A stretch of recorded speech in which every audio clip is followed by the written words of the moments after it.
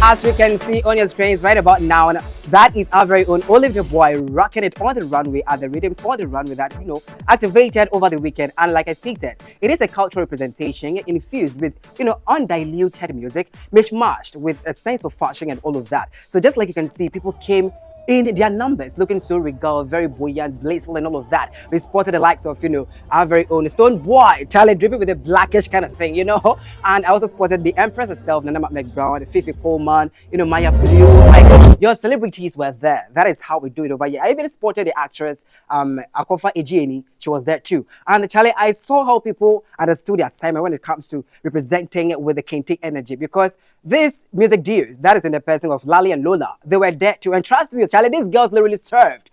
The looks were giving. The Kente was giving in Pro Max terms. Charlie, this Rhythms on the Runway, I kind of feel like, the organizers and those that put it together really did a great job.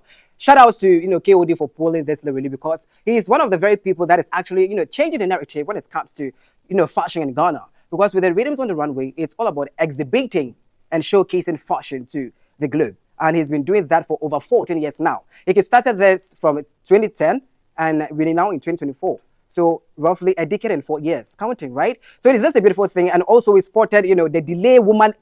The one way if you get your matter, you go talk like you own matter. Oh yes, delay no go spare you for that. She was there too, looking all whitish, celestial, divine, and all of that. But like we spotted, well, our very favorites were there too. Elikem Kumoji too came through with the Mortal Kombat kind of attack.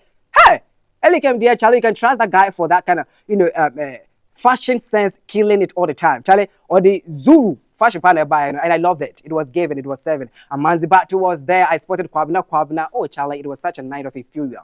Speaking of that, we also spotted our very own Abego Santana. He was also on the red carpet, or if I should say the green carpet.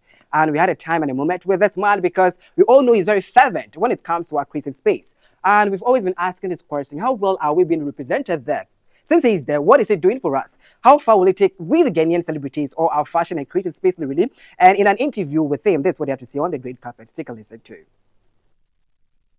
Yeah. How do you think the Kente energy is going to shape our culture in the first place? Okay, so one, Kente is a fabric that has multicolors. And for me, it signifies inclusion and diversity.